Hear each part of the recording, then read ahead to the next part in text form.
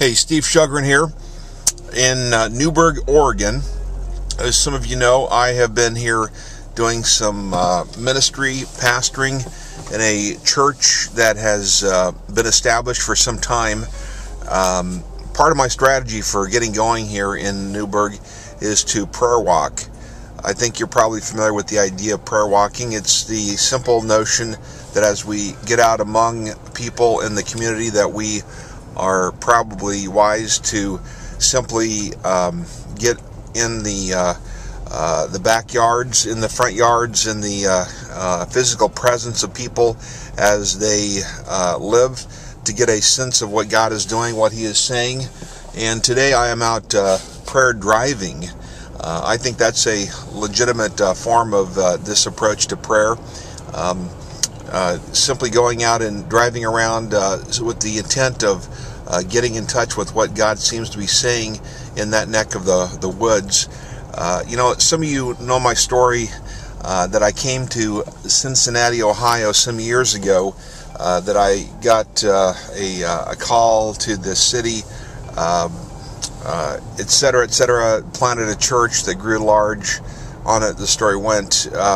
As I got to the city, discovered pretty quickly that there were a lot of barriers there to really getting involved and reaching the city in a big way. One of the primary barriers I ran into was that it was difficult to really understand what was happening in the city, to what was really going on in terms of the people.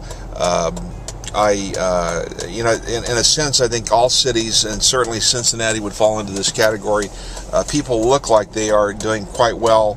There's no needs. Everybody seems to be playing nicely with each other.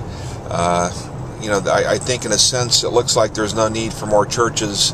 As a church planter, that's kind of distressing, because you come to do something radical, something significant. And when you get to the city, it seems like there's no need for you. You're superfluous. I knew in my heart that wasn't true about Cincinnati, but it was difficult to get a grip on things. Same thing holds true in this part of Oregon. As I got here, it seemed like everything was hunky-dory, that nobody needed my input, that I wasn't really a necessary moving part in the super works of what was going on in the city. So what I've been doing is going around and simply making it a point to get in touch with the spiritual underpinnings of the city. In Cincinnati, for example, when I got there, I walked around the local mall, one of the malls near me, and I got a cup of coffee that was quite full, and determined not to spill any. I really didn't drink the coffee. I used it as a prop, more or less, to keep me from walking quickly. It was something I held on to, and I just kept it kind of at arm's length. And when you have a full cup of hot coffee, you're not going to walk real fast. You're going to keep it kind of on the slow side. It seems like in our day, when we are driven by so much of a time intensity, so much of a technological hurry up, get on to the next appointment, so on and so forth, it's difficult, if not almost impossible, for God to speak to us. And so what I did was I kind of interrupted that flow by carrying around this large cup of coffee. And I don't know if you could relate to that, or if it's something you might be able to do on your own. Get a large cup of coffee and walk around your local mall and do a little bit of prayer walking. But it certainly worked for me, and I was able to look deeply into the eyes of people that were near me. I was able to see into the past the facade, that everything's wonderful, life is great, everything is dandy, and opportunities are abundant, and so forth. And what I did was I really got past all that, and I was able to get a sense of what God seemed to be doing in the city. And doing that in a slightly different way here in Oregon, I am driving around and slowing down quite a bit, and kind of praying under my breath. Sometimes I take people with me, sometimes I do it by myself, but I am asking God to show me the frustration, the pain of the city. I tell Him that I am willing to really get in touch with that pain, even though it might be inconvenient, it might be difficult for me to see that.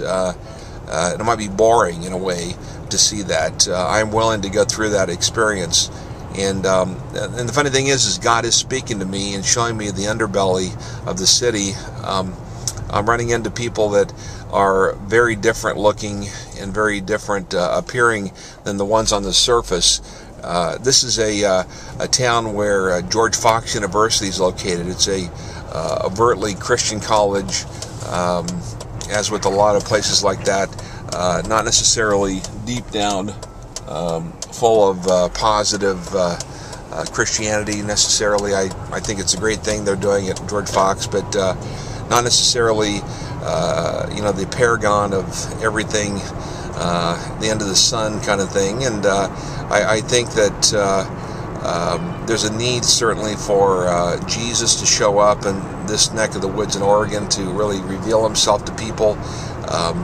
And I'm seeing that there's, for example, a lot of New Agers in this neck of the woods, a lot of people who are into nature worship, a lot of people who are into worshiping ecology, for example, and that's stuff that I would not have seen if I hadn't begun to prayer walk around the area, because there's a misunderstanding, I think, among many of the Christians in this part of Oregon that this is a highly Christianized city. So I think I really have discovered some pretty helpful things.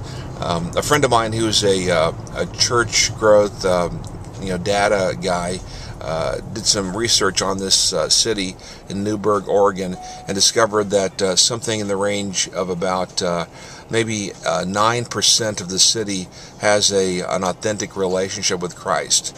And that is very, very different than the appearance of things that seems on the surface of the quick pasture of the city.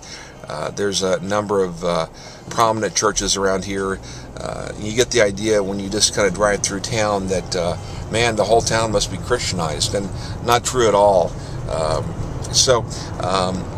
I highly recommend that you get involved in prayer walking in your neck of the woods. If you're doing servant evangelism, if you're going out and doing a significant evangelism, I think it's almost behooves you to go out and to get feet on the ground, to love people by evangelizing them in prayer first. As I've often stated on my websites, on my blogs, if you don't really have a sense of what God is saying in prayer, it's going to be near to impossible to really do effective ministry of evangelism, because you're not going to really understand what the Holy Spirit is saying to the city. You can have a program fine enough, and that's all well and good and so forth, but a program does not make for effectiveness. And I would be embarrassed if anybody saw my books and my DVDs and my cassettes and CDs and so forth as a program.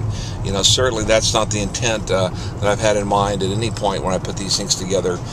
My intent is that they be simply empowering tools that you would take, having heard from God, and that you would simply move into the community with a few extra tools in your toolkit, and they would make you more effective at reaching out to your city. So anyway, pray and ask God to empower you, but realize prayer is the foundation for it all. And I highly recommend prayer walking.